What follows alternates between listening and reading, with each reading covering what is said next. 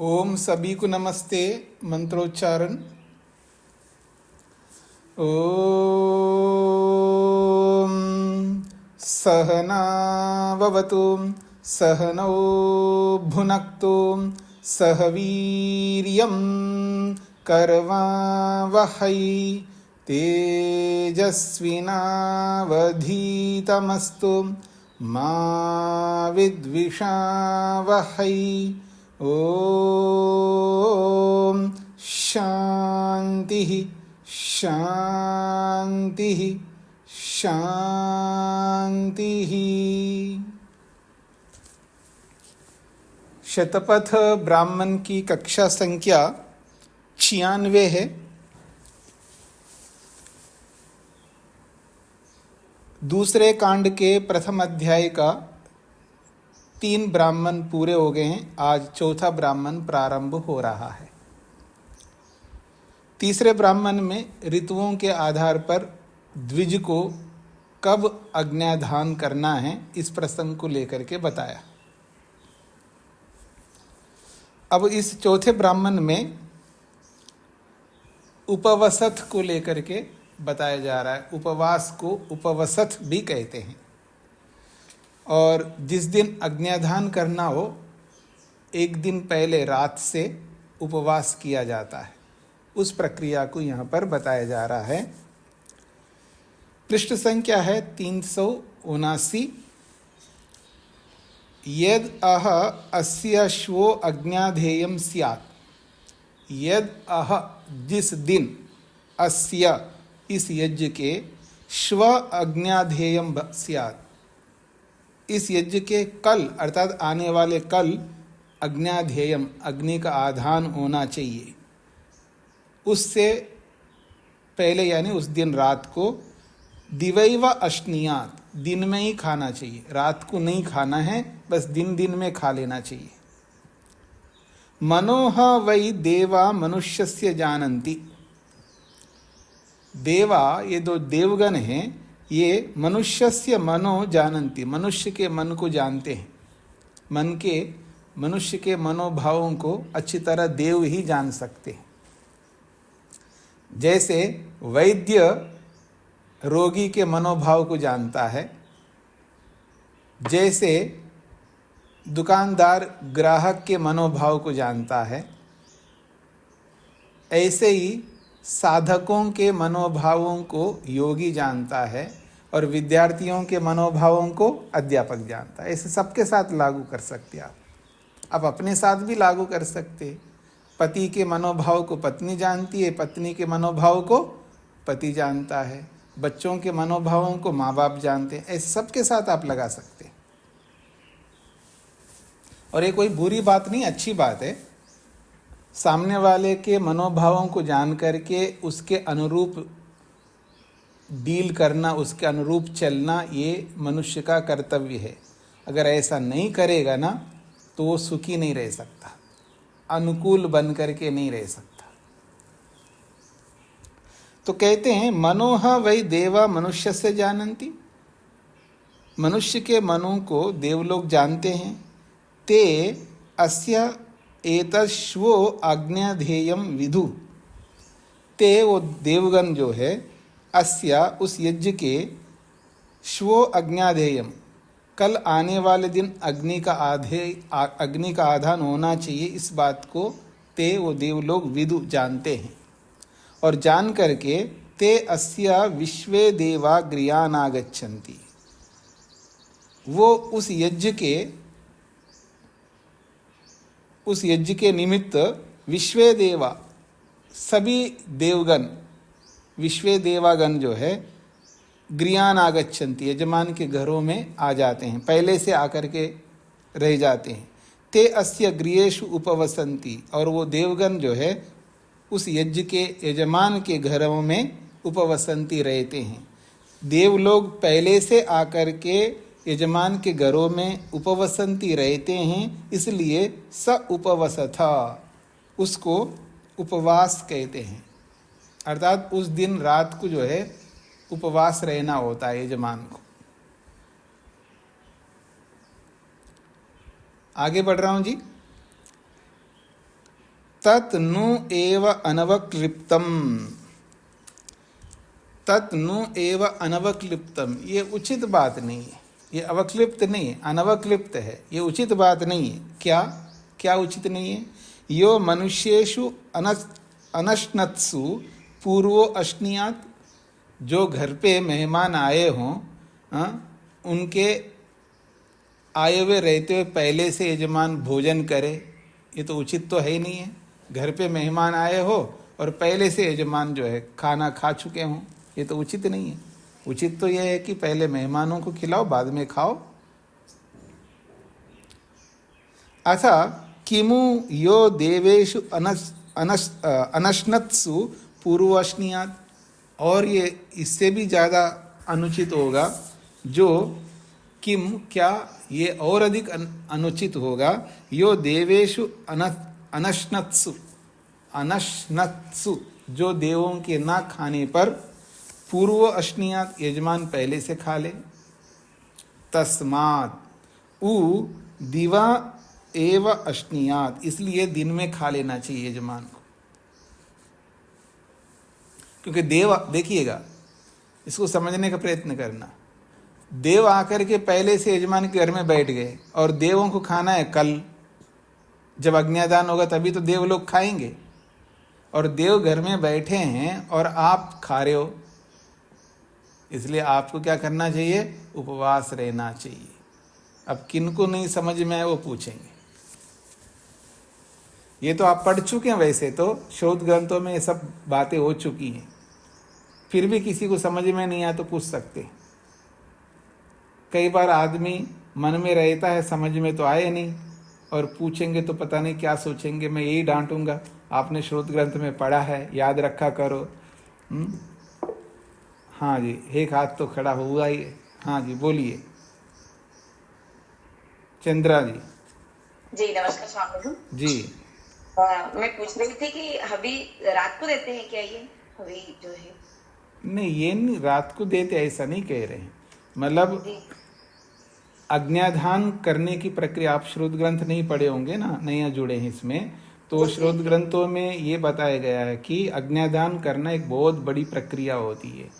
उसमें बहुत सारे देवगण विद्वान आते हैं, बहुत कुछ लोग आते हैं, बड़ा बड़ा त्योहार होता है यजमान के लिए, जीवन में एक ही बार अज्ञादान करता है वो। तो उसके लिए देवगण जो है, वैसे ऋत्विक लोग भी आकर के रहते हैं, और जिन जिन देवों को हमने आहुति देना है वो देवगण भी यजमान के यहाँ आकर के रहते हैं। ये अलंकारिक वर्णन है जी। तो जब वो आकर के बैठे हैं और उनके देवों के रहते हुए अगर आप खाना खा रहे हो रात को, क्योंकि देव लोगों को तो अगले दिन जब आहुति दोगे तभी तो देव खाएंगे उस आहुति को जी। वो आहुति तो कल देना है आपको देवों के लिए, और वो आकर के पहले से बैठ गए आपके पास में, और उनके भूखे रहते हो आप खा रहे हो, पेट भर रहे हो। इसलिए यजमान के लिए नियम है कि यजमान को रात को खाना नहीं खाना चाहिए, उपवास रहना चाहिए, इसका तात्पर्य। मतलब कल हमें हवन करवाना है सुबह, तो आज शाम को हमें नहीं खाना चाहिए। देखिए हवन करवाना ये मत बोलिए, ये आजकल के जो हवन नहीं है। हाँ वो जी मुझे कहने में नहीं आया जी। पहले जुड़ी। हाँ तो ये मतलब बोलो कल अज्ञाधान करना है, ये बोलिए। जी जी। तो मतलब आज से ही हमें नहीं खाना, आज शाम को नहीं खाना, दिन में हम खा सकते हैं। हाँ दिन में खा सकते, रात को नहीं खाना चाहिए, यहाँ ऐसा बोला जा रहा है। जी जी जी जी। जी। हाँ जी, तो कहते हैं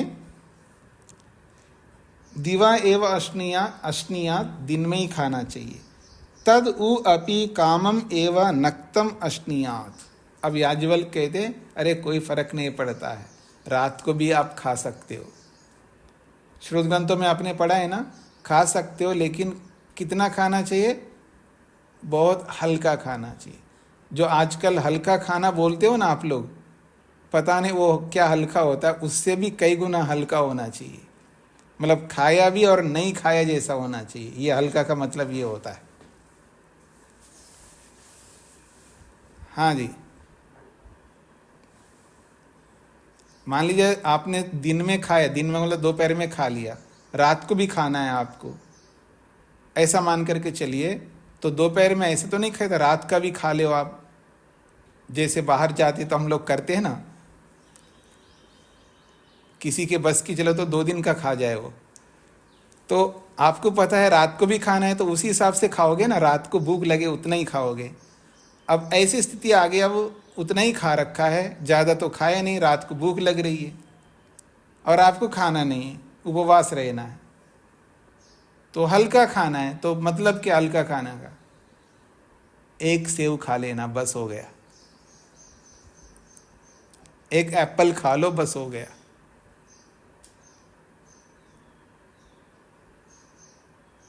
या 1 ग्लास 250-300 ml दूध पी लिया, बस हो गया। ये आपके लिए, बूढ़े लोगों के लिए नहीं बोला जा रहा है, कभी ये सोचो। बूढ़े आदमी के लिए तो 1 गिलास दूध भी बहुत है, ये तो जवान, ये सदानंद जी जैसे जवान व्यक्ति के लिए बोला जा रहा है, जो अभी, क्योंकि अभी अभी जो शादी की है ना, तो शादी करने के बाद उनको अज्ञाधान करना है, आगे अपना आहिताग्नि बनना है ना उनको। तो अभी शादी हुई है उन लोगों की, अभी बच्चे भी नहीं हुए हैं, आगे होने हैं, तो जवान लोग हैं, ये उनके लिए बोला जा रहा है, ये बूढ़े लोगों के लिए नहीं है। हाँ जी, आगे बढ़ रहा हूँ जी। तो कहते हैं तद उ अपि कामम एव नक्तम अश्नियात। हाँ, आप रात को भी खा सकते हो, लेकिन हल्का खाना चाहिए। नो ही अनाहिताग्नेर व्रतचर्या अस्ति। चिंता मत करो, आप आहिताग्नि नहीं बने। कहते हैं नो ही अनाहिताग्नि, अनाहिताग्नि कहते हैं आहिताग्नि और अनाहिताग्नि। आहिताग्नि का मतलब है जिसने अज्ञाधान किया है उसको आहिताग्नि कहते हैं, और जो अज्ञाधान नहीं किया उसको अनाहिताग्नि कहते हैं। तो अनाहिताग्निर व्रतचर्या अस्ति, जो आहिताग्नि नहीं है उसके लिए कोई व्रत आदि नियम नहीं रहते। मनुष्यो ही एव एषा तावत भवति, वो तो साधारण मनुष्य होता है। और आहिताग्नि जब बन जाता है ना, वो साधारण नहीं होता, वो देव आदमी होता है। क्योंकि जब अज्ञाधान करता है तो व्रत लिया हुआ होता है ना, प्रारंभ में पढ़ा है ना, तो अब उसने व्रत तो लिया हुआ नहीं है, अज्ञाधान तो किया नहीं है, तो वो साधारण मनुष्य ही रहता है। इसलिए कह रहे हैं मनुष्यो ही एव एषा तावत भवति, वो साधारण मनुष्य रहता है। यावद अनाहिताग्नि, जब तक वो अनाहिताग्नि रहता है तब तक वो साधारण मनुष्य रहता है। तस्माद उ अपि कामम एव नक्तम अश्नियात, इसलिए वो रात को हल्का खा सकता है, ये इसका तात्पर्य। आगे बढ़ रहा हूं जी।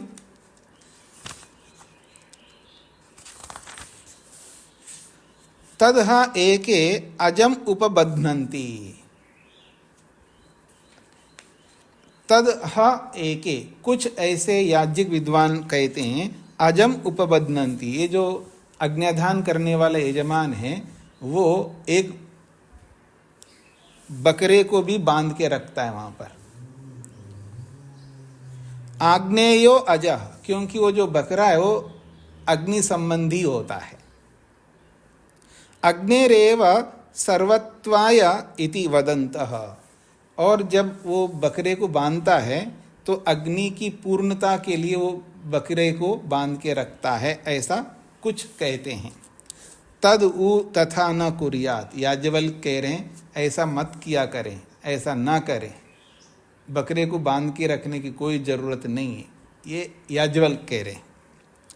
फिर क्या करें, यद अस्य अजह स्यात्, यदि उस यजमान के पास यदि बकरा है भी तो क्या करे, अग्निधे एव एनम प्रदद्यात्, वो अग्निध को दे दे, दान कर दे, वो पुण्य का भागी बने ना। तेन एव तम कामम आपनोति तस्माद् उ तन्नाद्रियेत। तेन एव तम कामम आपनोति, ऐसा करने से जो अज्ञाधान के लिए जो बकरे को बांध के रखने का जो पुण्य मिलता है वहाँ पर, वही पुण्य अग्निध को देने से भी मिल जाता है। तस्माद् तन्नाद्रियेत, ये सारी बातों पर आप आदर मत करें, ऐसा करने की कोई ज़रूरत नहीं है। न बकरे को बांधने की ज़रूरत है, और फिर अगर है तो किसी को दान कर दो, उसको रख के क्या करोगे? आपका काम थोड़ा बकरे पालना। क्यों यजमान जी, आपका काम थोड़ा है बकरे पालने का। अगर है तो बांट दो, अग्निद को यानी ऋत्विक को दे दो आप, ये इसका तात्पर्य है। इसलिए इसका आदर मत करो, उसको बांधे रखो, फिर उसको पालो पोषो, ये ब्राह्मण का कर्तव्य नहीं है बकरे पालने का। स्पष्ट हो गया जी? आगे बढ़ रहा हूं। वेद प्रिया जी। स्वामी जी, यजमान जरूरी नहीं है ब्राह्मण हो? अने अधिकांश याग तो ब्राह्मण ही करते हैं, और क्षत्रिय अगर करता है तो उसको भी क्या करना है? वो बकरे को रख करके रखना, तो गाय रखे ना। वैश्य रख सकता है, वैश्य बहुत सारे विविध प्रकार के पशुओं को रख सकता है। अगर क्षत्रिय तो घोड़े रख के, वो हाथी रख के, घोड़े रख के, जो क्षत्रियोचित पशुओं को क्षत्रिय को रखना होता है, ब्राह्मणोचित पशुओं को ब्राह्मण को रखना होता है, वैश्योचित पशुओं को वैश्य को रखना होता है जी। अब आगे कहते हैं चौथा, अथ चातुष्प्राश्यम ओदनम पचन्ति। अथ चातुष्प्राश्यम ओदनम पचन्ति, 4 लोगों के खाने योग्य चावल को, ओदन को पकाते हैं। चातुर्प्राश्यम मतलब 4 लोग प्राशन कर सके, ऐसे इतने ओदन को पचन्ति पकाते हैं। ऐसा क्यों पकाते हैं? ऐसा पका करके क्या होगा? छंदांसी अनेन प्रीणीमः, ऐसा करके हम छंदों के प्रिय बनाएंगे, अर्थात छंदों को तृप्त करते हैं। ऐसा करने से छंदों को तृप्त करने का मतलब है छंद युक्त जो ऋचाएं हैं उनको तृप्त करते हैं, ऐसा करने से। यथा येन वाहनेन स्यंस्यन् स्यात्, कहते हैं जैसे किसी वाहन के माध्यम से, यानी किसी वाहन में बैलों को जोत करके कहीं जाया जाता है, तो कैसे जाया जाता है जी? अगर बैलों को या पशुओं को जोत करके जिन गाड़ियों में हम जाते हैं, जोतने से पहले क्या करते हैं? तत्सुहितम कर्तव्य ब्रूयात्, जोत करके जाने से पहले क्या करना चाहिए? सुहितम कर्तव्य ब्रूयात्, ऐसा बोलना चाहिए जो पशुओं को देने वाले के लिए, पशुओं का देखभाल करने वाला जो होता है उसको ये बोलना चाहिए, सुहितम कर्तव्य, उस पशुओं को अच्छी तरह खिलाओ पिलाओ, ताकि उसको जोत करके हम ले जा सके। आज भी तो आप ऐसे करते हैं जी, कहीं जाना होता तो क्या करते हैं? पहले उस गाड़ी को खिलाते हो ना, फ्यूल डालते हो ना उसके अंदर, वही स्थिति है यहाँ पर भी। तो याज्ञवल्क्य कह रहे हैं तद तथा न कुर्यात्, ऐसा करने की कोई आवश्यकता नहीं। अर्थात ये जो चावल पकाने की बात कर रहे हो, ऐसा करने की कोई आवश्यकता नहीं है। यद्वा अस्य ब्राह्मणा कुले वसन्ति ऋत्विजश्च अऋत्विजश्च तेनैव तं काममाप्नोति। तो कहते हैं तद उ तथा न कुर्यात्, ऐसा करने की कोई आवश्यकता नहीं। यद्वा अस्य ब्राह्मणा कुले वसन्ति ऋत्विजाश्च अऋत्विज, उस ब्राह्मण कुल में ऋत्विज रहते हैं अथवा नहीं रहते हैं, तेनैव तं काममाप्नोति, इसलिए वो भोजन पकाओ ना पकाओ, उन सबको वो प्राप्त हो जाएगा। अर्थात उस याग का जो फल उन सबको मिल ही जाएगा, इसका तात्पर्य है। तस्माद्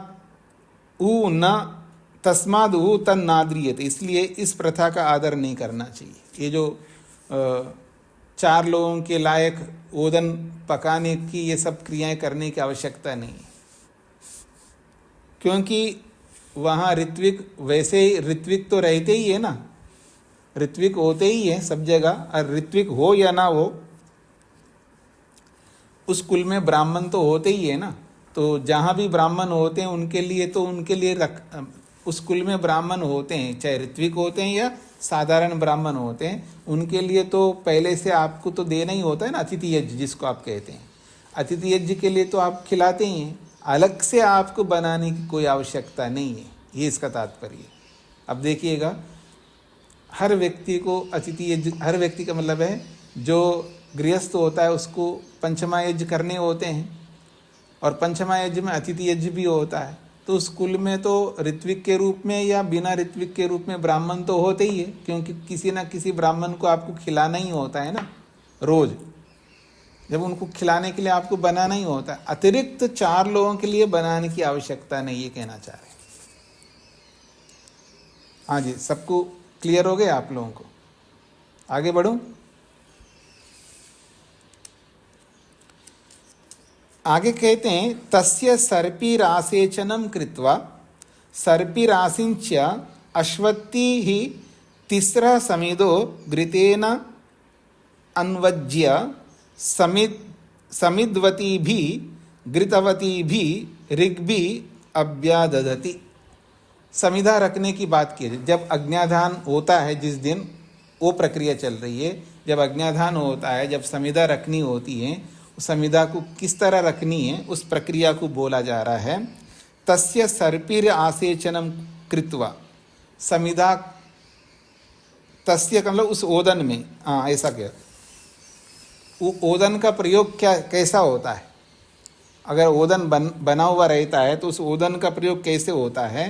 तो कहते तस्य सर्पिर आसेचनम कृत्वा, उस चावल में घी डालना चाहिए। अब घी डालेंगे चावल में, कैसे डालेंगे जी? चावल में घी डालना है तो कैसे डालेंगे? कभी साउथ में जा करके देखना, या जो लोग चावल खाने वालों को देखना, चावल में घी डालना हो। हरियाणा में जो है, हम रहे गुरुकुलों में, तो हरियाणा के लोग रोज चावल वैसे नहीं खाते हैं, कभी कभी खाते हैं। और जब खाते हैं तो केवल चावल नहीं खाते, उसमें घी डाल के खाते हैं। तो जैसे चावल रखते हैं उसमें एक गड्ढा सा रख करते हैं, गोल सा, और गड्ढा करके फिर उसमें घी भरते हैं। वही बात कही जा रही है, सर्पिरासेचनम कृत्वा, यानी घी उसके चावल के अंदर डालना है। सर्पिरासेच्य, और उस सर्पी का मतलब घी डाल करके अश्वत्थी ही, अश्वत्थ वृक्षी का, यानी एक प्रकार से अश्वत्थी जो कहते हैं, अश्वत्थी कह सकते हैं आप। अश्वत्थी का मतलब शमी वृक्ष होना चाहिए।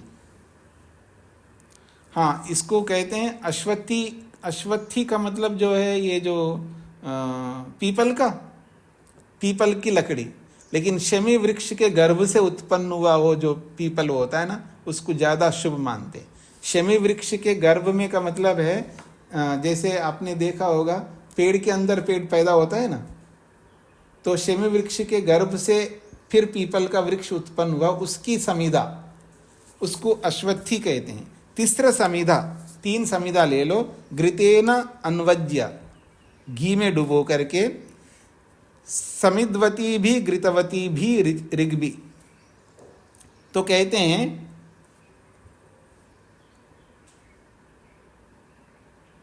3 ऋचाओं से घी युक्त 3 समिधाओं, 3 ऋचाओं से घी युक्त 3 समिधाओं से अभ्यादधति, वो अग्नि में स्थापित करता है।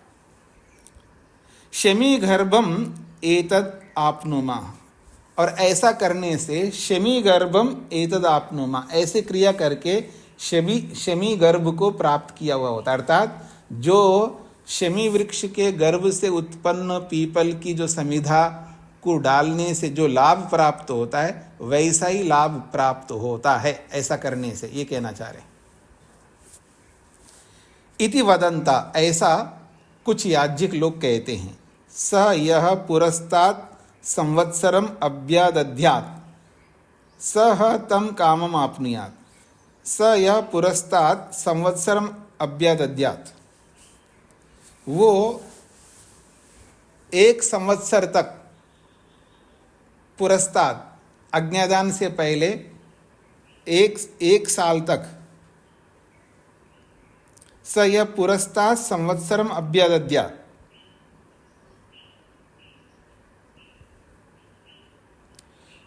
तो अग्न्यादान से पहले जो सामान्य अग्निहोत्र आदि करता है, जो पंचमा यज्ञों में जो अग्निहोत्र कहता है, अग्निहोत्र होता है, उस रूप में जो व्यक्ति एक सामान्य हवन तो करता ही है व्यक्ति, तो कह रहे हैं जो व्यक्ति एक साल तक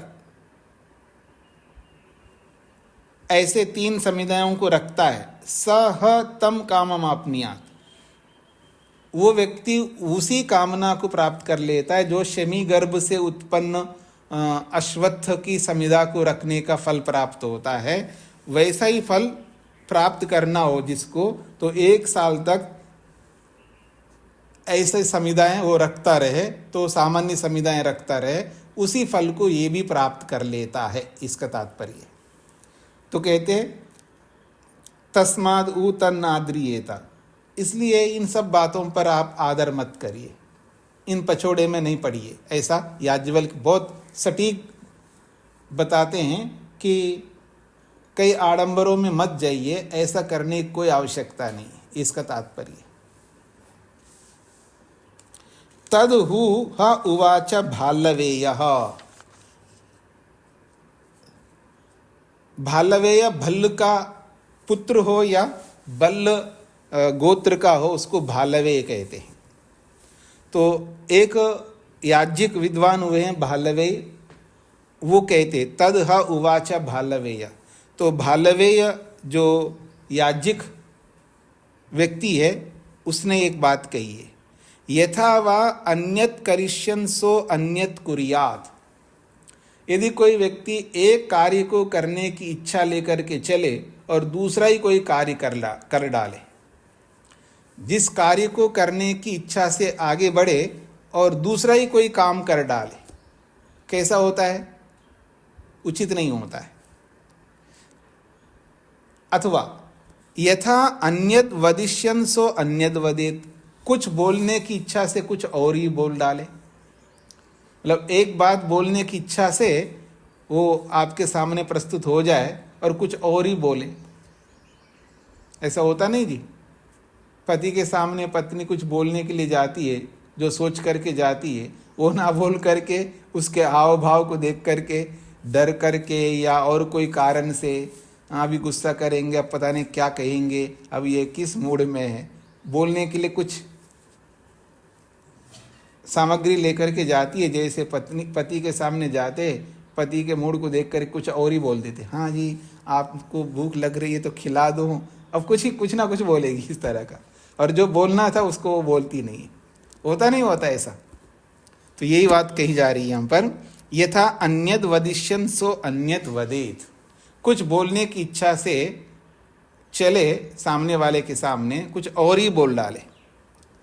और एक उदाहरण दे रहे, यथा अन्येन पतेष्यन् सो अन्येन प्रतिपद्येत, जिस मार्ग से जाने की इच्छा से निकल पड़े गाड़ी निकाल के, और उस मार्ग पे जाकर किसी और ही मार्ग में चल पड़े। एवं तद या एतम चातुष्प्राश्यम ओदनम पचेत, कितनी अच्छी बात कही जा रही। ये ऐसा ही है, ये जो 4 लोगों के लिए जो भात बना रहे हो ये वैसा ही है। अरे भले आदमी, आप अज्ञाधान करने के लिए आए हो, अज्ञाधान करने की प्रक्रिया को पूरा करो ना। अब किस चक्कर में पड़े कि 4 लोगों के खाने लायक चावल बनाना, ये काम था क्या आपका? आपका काम है अज्ञाधान करना, अज्ञाधान की प्रक्रिया में लग जाओ ना। वो ना करके हाँ जी 4 लोगों को खिलाना है, उसके लिए चावल बनाते हैं, अब उसकी तैयारी में लगा आदमी। अरे 4 आदमी को क्या खिलाना, अब 400 को खिलाना बाद में कर लेना, पहले जो काम करना है उसको कंप्लीट करो, इसका तात्पर्य। तो कह रहे हैं एवं तद या एतम चातुष्प्राश्यम ओदनम पचेत, ये वैसा ही है जैसे मैंने आपके सामने 3 उदाहरण दिया। भाष्यकार कह रहे, यानी याज्ञवल्क्य कह रहे, कुछ करने की इच्छा से चले और कुछ और ही कर डाले एक बात, कुछ बोलने की इच्छा से चल पड़े और कुछ और बोल डाले, तीसरी बात, जिस मार्ग में जाने की इच्छा से चल पड़े और किसी और मार्ग में चल पड़े, जैसे ये है वैसे ही है ये क्रिया, जो 4 लोगों के लिए भात बनाने की क्रिया। अपराधी एव सा इति, ऐसा करो तो अपराधी होगा जी, अनुचित कार्य, अपराध का मतलब है अनुचित कार्य होगा। नहीं तद अवकल्पते, ये उचित नहीं है, नहीं तद अवकल्पते, ये उचित नहीं है ऐसा करना।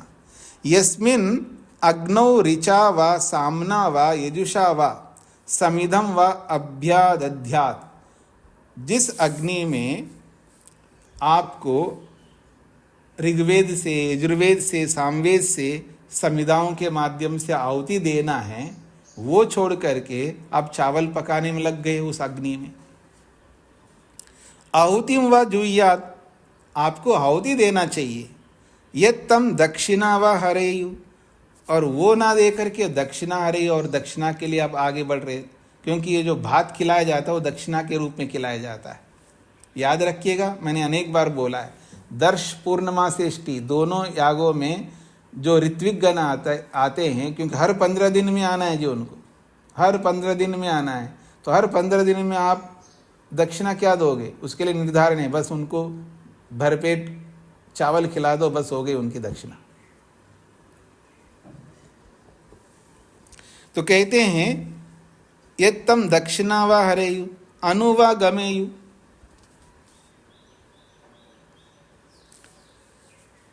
दक्षिणा व हरेयु अनु व गमेयु, आप दक्षिणा की ओर चल पड़े, उनके अनुसरण करने लगे। दक्षिणा व ही एनम हरंती, अगर ऐसा करेंगे तो दक्षिण की ओर ही आप ले जाने लग जाओगे। अनवार्य पचनो भविष्यति अनु व गमयंती, यदि इस तरह आप करोगे तो अनवार्य पचनो भविष्यति, वो अग्न्याधान नहीं होगा, वो अनवार्य पचन होगा। अनवार्य पचन का मतलब दक्षिणाग्नि बनेगी आपकी। आपको गारहपत्य अग्नि में, आवनी अग्नि में जिन आहुतियों को देना है वो ना करके आप 4 लोगों के लिए भात बनाओ जी, ऐसा करो जी, इस पर चलोगे तो दक्षिण की ओर ले जाएगा वो, अर्थात दक्षिणाग्नि की ओर जाओगे, और दक्षिणाग्नि को अनवार्य पचन अग्नि कहते हैं अपर नाम से। तो फिर वो दक्षिणाग्नि बनेगी, वो गारहपत्य अग्नि, आवनी अग्नि नहीं बन पाएगी, ये कहना चाह रहे। आप कुछ स्पष्ट हो रहा है जी, क्या कहना चाह रहे? क्योंकि दक्षिणाग्नि में प्राय करके जो प्राशन करने योग्य जो अन्न होता है उसको दक्षिणाग्नि में, अनवार्य पचन अग्नि में पकाया जाता है, और उस को आप गारहपत्य अग्नि में, आवनी अग्नि में पचाने लगोगे तो एक क्रिया आपको करनी थी वो ना करके दूसरी क्रिया करने लग जाओगे आप। इसलिए ऐसा करना उचित नहीं है, ये याज्ञवल्क्य का कहना है। आगे बढ़ता हूं जी, 7वां खंड। अतः जागृति, अथ जागृति का मतलब है जागरण करते हैं, यजमान जो है जागरण करते हैं। जागृति बहुवचन में, जागृति देवा, क्योंकि देवलोग भी जागरण करते हैं, तो जब देवलोग जागरण करते तो यजमान सोता थोड़ा रहेगा, यजमान को भी जागरण करना चाहिए। तद देवान एव एतद उपावर्तते, क्योंकि वह यजमान देवों का ही अनुकरण करता है। जब देवगण नहीं सो रहे तो स्वयं भी नहीं सोएगा, इसका ये तात्पर्य। स देवतर श्रांततर तपस्वीतर अग्नि आदत्ते, सह वो जो यजमान है, स देवतर, देवतर का मतलब है वो एक प्रकार से उत्कृष्ट देव बन करके, अर्थात एक तो देव बनना और एक देवतर बनना, अर्थात एक डिग्री को बढ़ाया, अर्थात और निखर आएगा। देवों का अनुसरण करेंगे तो वो स्वयं यजमान भी देवतर बन जाएगा, देव से देवतर बन जाएगा।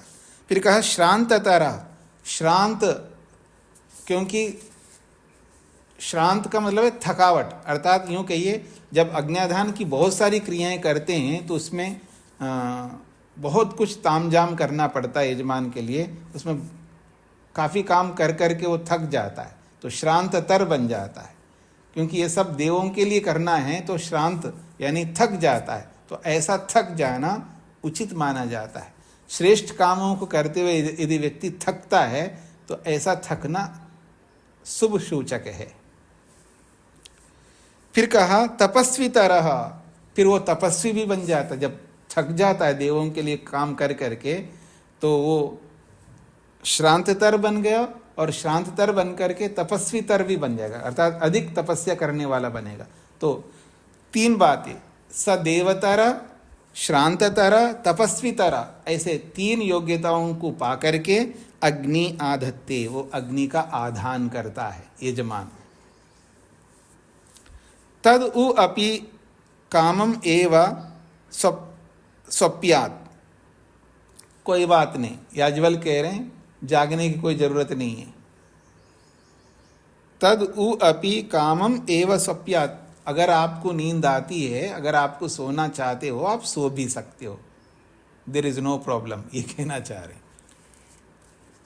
हाँ जी, अगर आपको नींद आ रही है, आप परेशान हो रहे हो, वैसे थके हुए हो, बहुत मेहनत किया है, अग्न्याधान की सारी प्रक्रियाओं को आप तैयार कर रहे हो, क्योंकि अगले दिन आपको कुछ नहीं करना होता है, सब तैयार रखना होता है, फिर आपको मुख्य क्रियाएं करनी होती है, साधनों को जुटाने की क्रिया वहाँ नहीं होती है, पहले ही तैयारी करके रखना होता। तो आप मेहनत किए हुए हैं, थक गए हैं, ऊपर से उपवास किए हुए हो, तो अगर आपको नींद आ रही है तो कह रहे हैं तद उ अपि कामम एव स्वप्यात्, अगर आपको ऐसा लग रहा है तो आप सो सकते हो।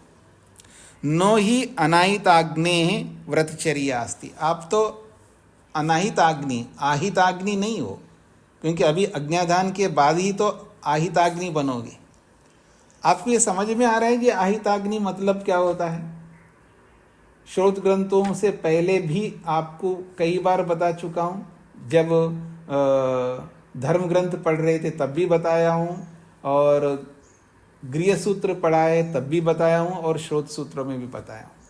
आहिताग्नि एक बहुत बड़ी, जिसको अग्निहोत्री कहते हैं, अग्निहोत्री की उपाधि जिसको मिलता है, आहिताग्नि बन जाता है, उसके ऊपर बड़े कर्तव्य होते। 5 यज्ञों को नित्य प्रति करना होता है, एक बात, वो आहिताग्नि बनने से पहले भी करना चाहिए उसको, लेकिन जब आहिताग्नि बनने के बाद तो छोड़ ही नहीं सकता।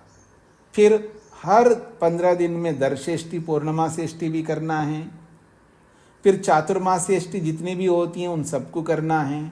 ऐसे कई याग उसको करने पड़ते हैं, उसमें नागा नहीं कर सकते, इन सबको नित्य कर्म कहते हैं।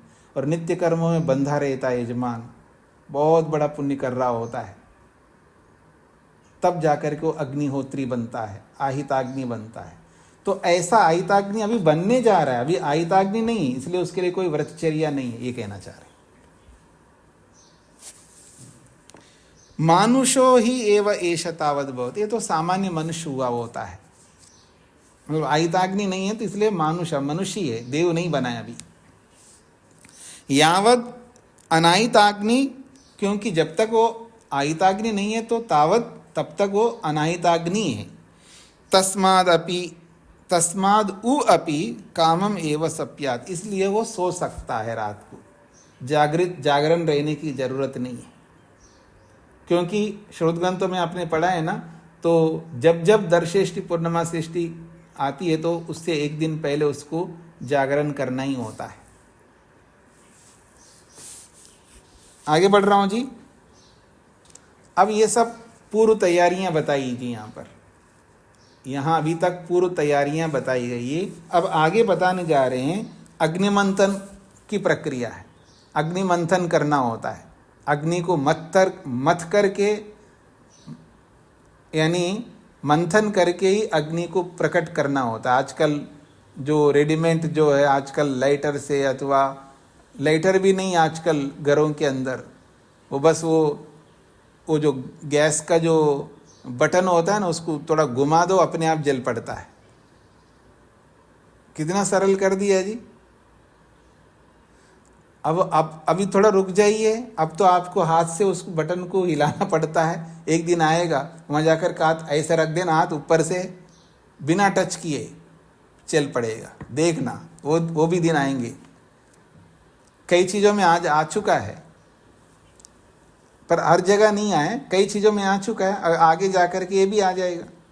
हाथ भी नहीं लगाना पड़ेगा आपको, घुमाना भी नहीं पड़ेगा, अपने आप वहाँ पहुँच जाओ, अपने आप जल पड़ेगा, वहाँ पहुँचते ही जल पड़ेगा। जैसे आप गाड़ी के पास पहुँच जाते ना, जो भी चाबी जेब में है, आपको हाथ भी नहीं लगाना पड़ता है, बटन को दबाना नहीं पड़ता है। अभी तक तो आप देख रहे थे वो बटन को दबाने से ओपन होती है गाड़ी, अब तो बस चाबी जो है जेब के अंदर, उसको निकालने की भी ज़रूरत नहीं है, बस गाड़ी के पास जाओ तो अपने आप ओपन हो जाएगी आपकी गाड़ी। क्या टेक्नोलॉजी है लोगों की।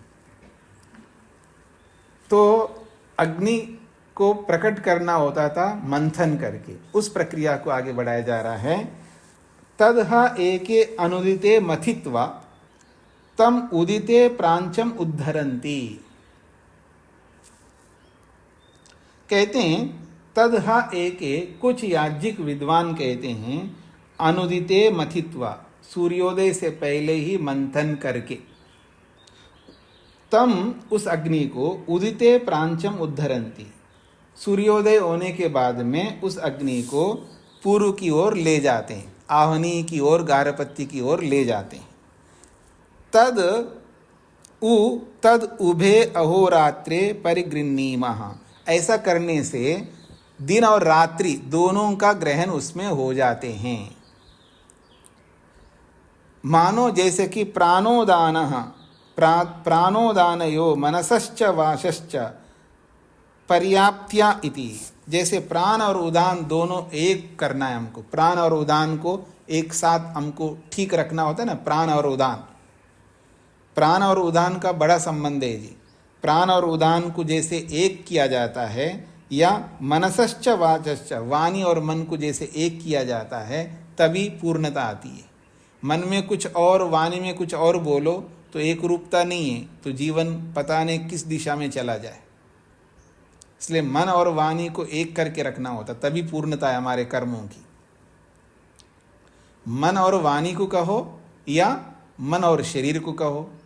इन्होंने मन और वाणी को कहा, मैं आप ये भी बोल सकता हूँ मन और शरीर को एक करना होगा, तभी हमारे में पूर्णता आएगी।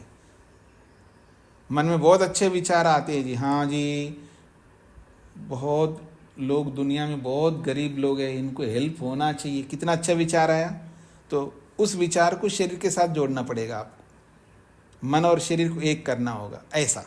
तो ऐसे ही यहाँ पर बोला जा रहा है कि सूर्योदय से पहले अग्निमंथन करो, सूर्योदय के बाद में उसको गारहपत्य की ओर ले जाओ, पूर्व की ओर ले जाओ, तो दिन और रात आपके परिपूर्ण हो जाएंगे, ऐसा कहना चाहते हैं। जैसे प्राण और उदान को एक करने से शरीर में परिपूर्णता होती है, अथवा मन और वाणी को जैसे एक करने से परिपूर्णता होती है, वैसा ही यहाँ पर समझना चाहिए। इति वदंता, ऐसा वो याज्ञिक लोग कहते हैं। तद उ तथा न कुर्यात, ऐसा करने की कोई आवश्यकता नहीं है, ये याज्ञवल्क्य कह रहे हैं। तद उ तथा न कुर्यात, ऐसा करने की कोई आवश्यकता नहीं है। उभौ एव अस्य तथा अनुदिता आहितौ भवतः। उभौ एव अस्य तथा अनुदिता आहितौ भवतः।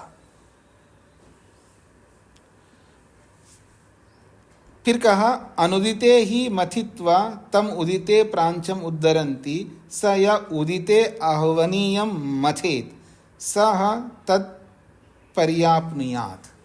कहते हैं तथा अनुदिते आहितौ भवता, वो दिन और रात एक नहीं होते, वो अनुदित यानी केवल रात का ही होगा। अगर अनुदित काल में करोगे तो रात का ही होगा, उदित का नहीं होगा। वो दोनों ही अनुदित ही कहलाएंगे।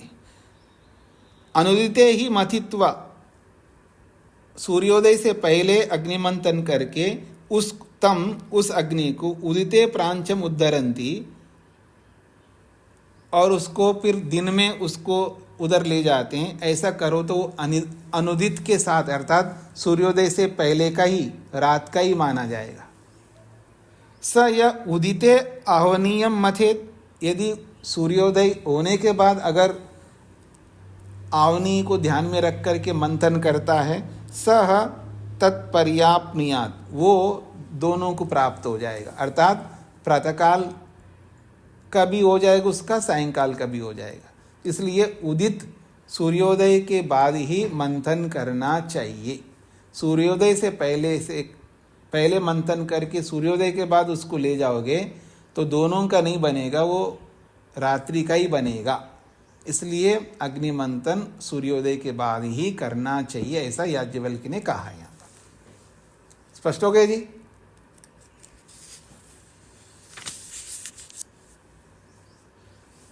क्यों ऐसा कहा जा रहा? तो कह रहे अह वै देवाः, देव जो होते हैं वो दिन के साथ रहते हैं। रात के साथ तो पितर लोग रहते हैं, दिन के साथ देव रहते हैं। अह वै देवा, दिन ही देवगण हैं। अर्थात दिन बराबर देव है, ये देव बराबर दिन है। अनपहत पापमाना पितरा, ये जो पितर होते हैं वो पाप को समाप्त करने वाले नहीं होते।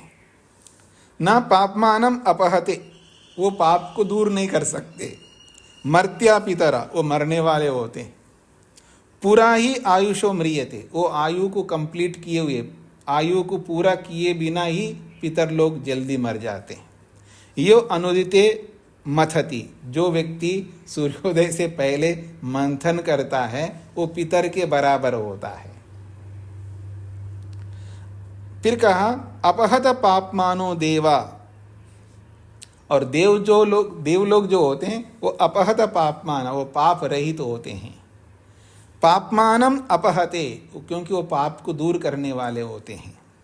अमृता देवा, क्योंकि वो अमर होते हैं देव। न अमृतत्वस्य आशास्ति, इसका मतलब ये नहीं समझना कि देव लोग अमर होते हैं का मतलब है वो कभी मरते नहीं है। अमृतत्वस्य न आशास्ति, सर्वथा अमर बने रहे ऐसी कोई आशा कभी किसी देव को नहीं रखनी चाहिए। फिर क्या होता है? अमर का मतलब सर्वम आयु एति, हाँ वो पूर्ण आयु को प्राप्त कर सकता है देव। यदि देव है तो पूर्ण आयु को प्राप्त कर सकता है। श्री देवाः, देव जो है श्री युक्त होते हैं, इसलिए श्रियम गच्छति, वो श्री को प्राप्त कर लेते हैं, यानी लक्ष्मी को प्राप्त कर लेते हैं। यशो देवाः, यश बराबर देव या देव बराबर यश है। यश कहो देव कहो एक ही बात है। यशो देवा, देव यश होते हैं। यशोह भवति, इसलिए वो यशस्वी बन जाते हैं। यह एवं विद्वान उदिते मंथति, जो व्यक्ति, जो विद्वान, जो यजमान सूर्योदय के बाद में मथन करता है वो देव ही बना रहता है और देव बन करके लक्ष्मी को, यश को प्राप्त करता है, पूरी आयु को प्राप्त करता है। इसलिए भूल करके भी सूर्योदय से पहले मंथन, अग्नि मंथन ना करे, ये इसका तात्पर्य। ठीक है जी, स्पष्ट हो गया? आगे बढ़ूं। 10वां खंड, तद आहु। कुछ याज्ञिक लोग इस यज्ञ के प्रसंग में कुछ कहना चाहते हैं। क्या? यत न ऋचा न सामना न यजुषा अग्नि आधीयते अथ केन आधीयते इति। यदि कोई यजमान ऋचाओं से, सामों से, यजुओं से अग्नि का आधान ना करे फिर किससे आधान करेंगे जी? अग्न्याधान तो ऋचाओं से ही होता है, अग्न्याधान तो सामों से होता है, अग्न्याधान तो यजुषों से होता है। अगर इन वेदों से अग्न्याधान नहीं करेगा तो किससे आधान करेगा?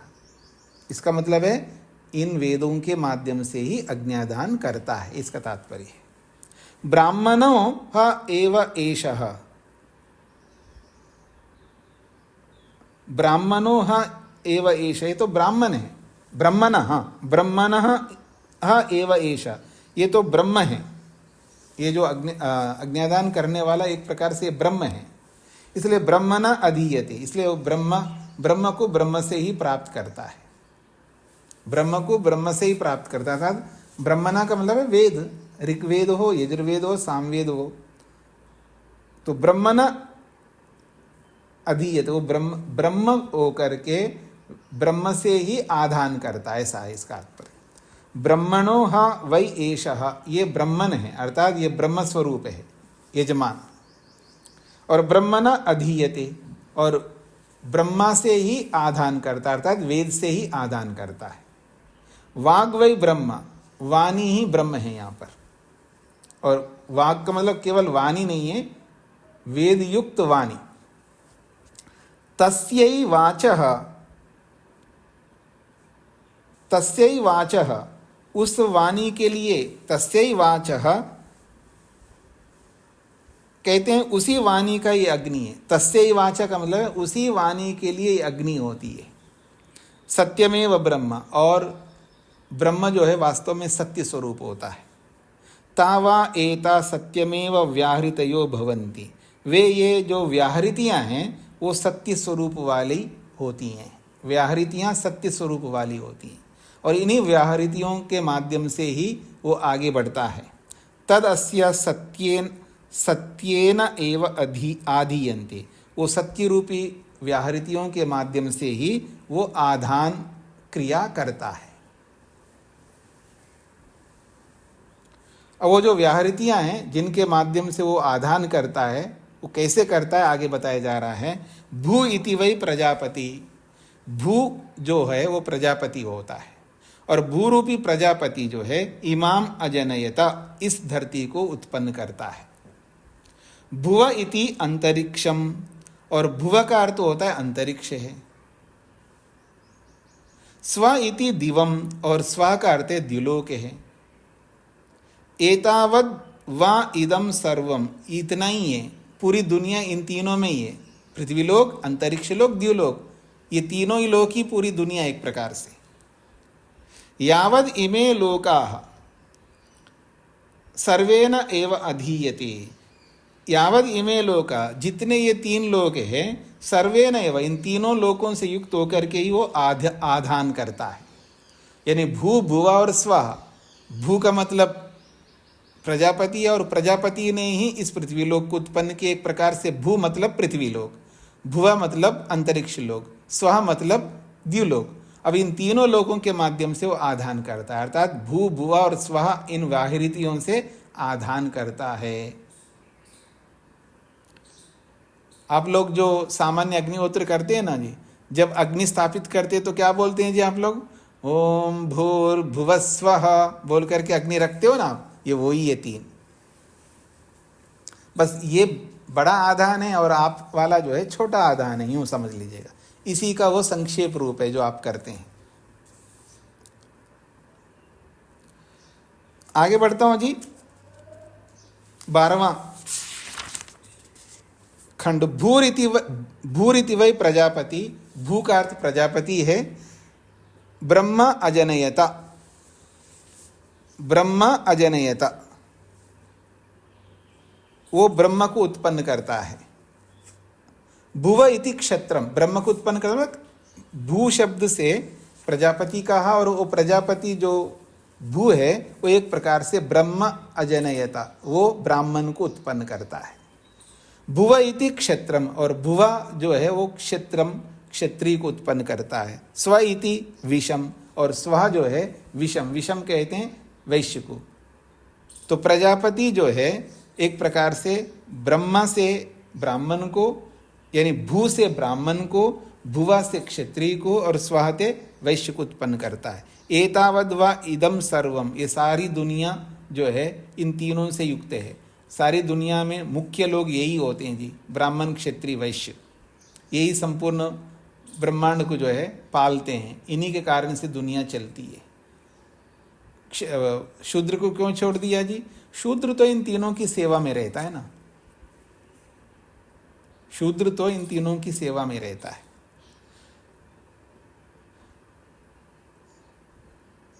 यावत ब्रह्म क्षेत्रम विट सर्वेन एव आधीयते, ये जितने भी ब्राह्मण, क्षत्रिय और वैश्य है, इन तीनों के माध्यम से आधान करता है। अर्थात एक प्रकार से भू, भुवा और स्व जो है ये तीनों ही द्विज हो गए, ये तीनों द्विज है। तो इन तीनों के माध्यम से वो आधान कर रहा है। इसका अर्थ है ब्राह्मण, क्षत्रिय, वैश्य को वो आधान कर रहा है एक प्रकार से। फिर कहा है आगे, भू इति वै प्रजापति, भू का अर्थ प्रजापति है। आत्मानम अजनयता, वो आत्मा को उत्पन्न करता है, अर्थात आत्मा को प्रकट करता है। उत्पन्न करता मतलब प्रकट करता है। भुव इति प्रजाम, और भुव से संतान को उत्पन्न करता है। स्व इति पशून, और स्व से पशुओं को उत्पन्न करता है। अर्थात प्रजापति जो है वो सबसे पहले यजमान, आत्मानम अजनयता मतलब यजमान को उत्पन्न करता है।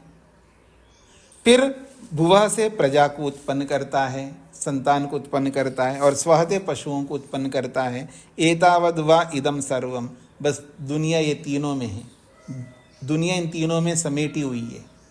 मतलब यजमान, प्रजा, यजमान, संतान और पशु, इन तीनों में संपूर्ण ब्रह्मांड समेटा हुआ है। यावद आत्मा प्रजा पशवा, जो ये आत्मा और प्रजा और पशु है, सर्वेन एव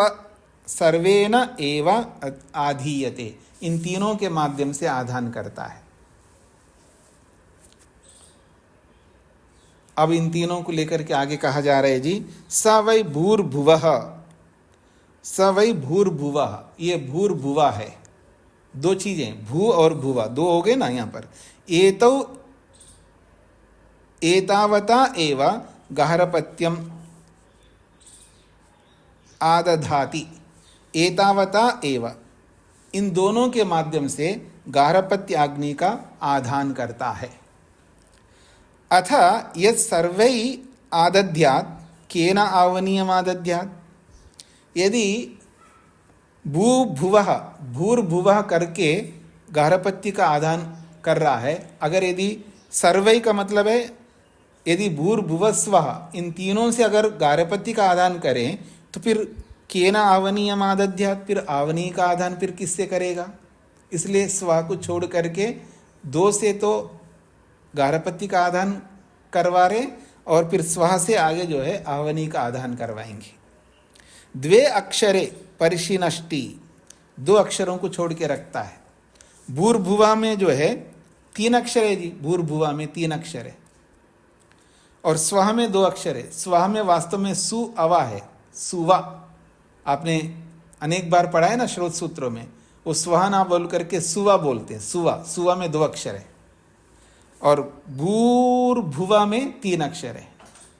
तो कहते हैं द्वे अक्षरे परिशिनष्टि, 2 अक्षरों को बचा के रखता आवनी के लिए। वो दोनों अक्षर कौन है? सुवा। तेन उ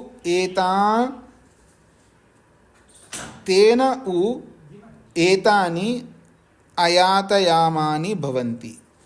तेन उ, इसी के कारण से, जिनको बचा के रखते हैं इसी के कारण से, आयातयामानि भवन्ति, वो परिपूर्णता को प्राप्त करता है। तै सर्वै पंचभी आवनीयम आदधा, तै सर्वै पंचभी आवनीयम आदधाति। तै सर्वे, फिर उन सबको जोड़ करके, यानी भू भुवः को और फिर बाद में जो बचा के रखा स्व को, उसको, तो तै सर्वे, उन सबको जोड़ करके, दोनों को जोड़ेंगे तो पंचभी 5 अक्षर हो जाते हैं। भू भुवा में 3 और स्व में 2, स्व ना बोल करके सुवा बोल लीजिएगा। तो भूर्भुवः और सुवा 5 अक्षर हो गए। इन 5 अक्षरों के माध्यम से, अर्थात भूर्भुवस्वः से आवनीय अग्नि का आधान करता है, तो वो बनेगा भूर्भुवस्वः इति। तानि अष्टौ अक्षराणि, ये सब मिलकर के 8 अक्षर होते हैं। पहले तो 3 अक्षरों के माध्यम से एक अग्नि का आधान किया, फिर 5 अक्षरों को मिला करके फिर दूसरी अग्नि का आधान कर दिया, तो 5 और 3 8 अक्षर हो जाते हैं। तो इसलिए कह रहे हैं तानि अष्टौ अक्षराणि संपद्यन्ते, वो 8 अक्षर बन जाते हैं। अष्टाक्षरा वही गायत्री, और गायत्री जी, गायत्री जो है वो 8 अक्षरों वाली है। गायत्रम अग्नेच्छन्दः, इसलिए ये जो गायत्र है वो अग्निछंद कहलाता है, यानी गायत्री को अग्निछंद के नाम से भी बोला जाता है। स्वेन एव एनम एतत् छन्दसा धत्ते, स्वेन एव एनम, स्वेन एव एनम एतत् छंदसा धत्ते।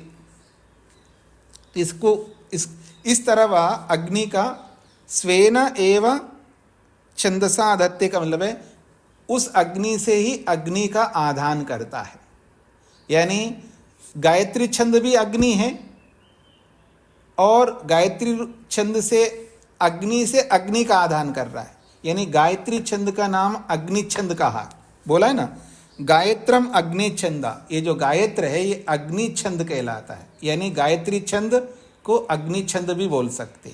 तो अग्नि छंद हो गए तो वो अग्नि हो गए एक प्रकार से। उस अग्नि छंद से अर्थात अग्नि से ही अग्नि का आधान करता है। इसके लिए बोला है स्वेन एव एनम एतत् छंदसा धत्ते, अपने से ही अपने का आधान करता है, अर्थात अग्नि से ही अग्नि का आधान करता है, ये इसका तात्पर्य है। स्पष्ट हो गया जी ये बात। गायत्री छंद का नाम है अग्नि छंद, तो एक प्रकार से वो गायत्री छंद ना होकर के अग्नि छंद हो गया। तो अग्नि छंद का मतलब है वो अग्नि रूप हो गया। तो उस अग्नि रूपी छंद से अग्नि का आधान करता है, अर्थात अग्नि से अग्नि का आधान करने का ये तात्पर्य है। सबको स्पष्ट हो गया जी? इसको यहीं पर रखते हैं। ओम शांति शांति शांति। सबको नमस्ते।